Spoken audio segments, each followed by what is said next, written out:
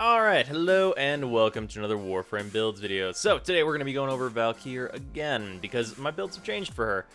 And we've got this nice new simulacrum to show them off in. So, let's just get started. So as before, I have my kind of more general build. Configuration A. This is my more general build, where I'm less worried about being in Hysteria. This is kind of for just using kind of whatever weapons and stuff that I want to be using. And just generally messing around. Still perfectly fine. Anything that is like below, like let's say, like level like 120, this is completely fine for, and you're not really gonna have any problems. In general, it's just hanging out, doing the do. It's fine. And then we have Endless. So this is the more serious build for going very, very far in survival. I use this fairly frequently for whenever I need to go like an hour in like a tower defense to get some prime parts and stuff, and it is absolutely outstanding at doing that. But there are a few things about this build that I would advise you to maybe change depending on what you're comfortable with, and that is mainly Blind Rage. If you want to add Forma and you want a stronger Blind Rage, be wary that it will lower your efficiency, which will give you less time in Hysteria. But if you're okay with that, that's a viable choice that can increase your power by quite a lot. Also, in this Exilus slot, if you want to add Forma, for me personally, if I'm going to add Forma to a Valkyr, it's going to be because I want to put Firewalker up in that slot to be able to move faster. But that's just me. Obviously, you could put Power Drift up in there, or whatever else you want. Coaction Drift to make your Steel Charge give you even more damage. I could see that working out as well. But in general, this no form build is still fantastic and it works great. The main addition to both builds is Eternal War. This mod is a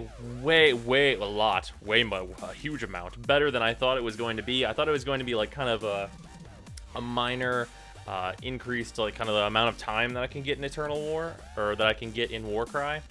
No, it's called Eternal War for a reason, which A, is an incredibly cool name for a mod, and B, it just makes Warcry last forever as long as they are still giving you enemies, which in survival is generally gonna happen. Obviously, the way most survival runs end is that they stopped giving you enough enemies and you don't have enough air to keep going, so that's a problem. But let's just show this off after we go over the melee weapon. So, is this it? Yes, okay. So, for right now, the new melee mods, which are like Body Count, Blood Rush and stuff, don't work correctly with like Hysteria or Exalted Blade or Primal Fury. So, this is the build I've been using. Primed Reach makes Valkyr about 1,000,000 times better, like a huge amount better, and if you're not using at least regular reach, Valkyr becomes significantly worse. With primed reach, Valkyr is insanely good. Other than that, I'm using Shattering Impact as my anti-armor. I'm using viral damage for like the double damage basically. Shattering is what I'm dealing with armor with. Organ Shatter because I have 50% crit chance. Berserker because crits make me hit faster. Even Warcry plus Berserker, just swing, and then just raw damage. All of that is, you just do a shitload of damage. But I have kind of like theoried out a build that I would be using provided Body Count and Blood Rush and those other mods worked. That is this one. So, in the event that Body Count and Blood Rush get fixed to work with this, this is the build that I would be using. Because Body Count and Blood Rush are phenomenal mods.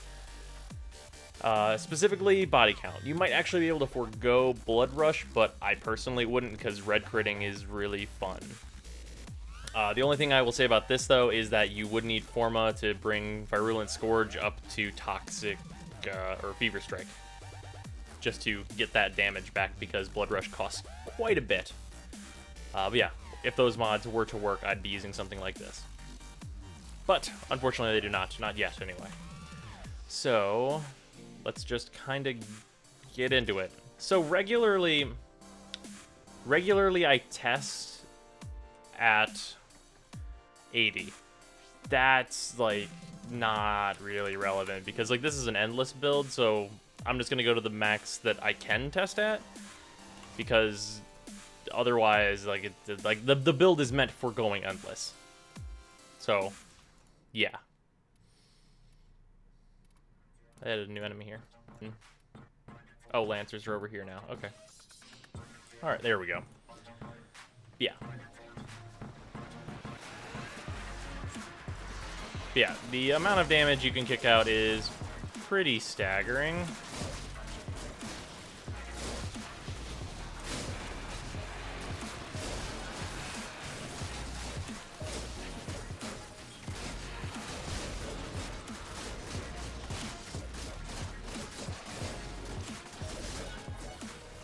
And of course, because you're Valkyr, your 3 lets you... Oh, do it.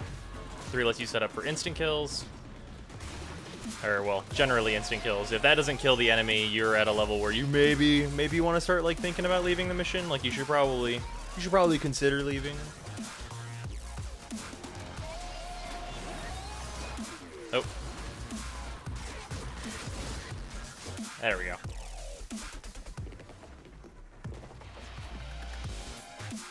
Oh, nobody gets away.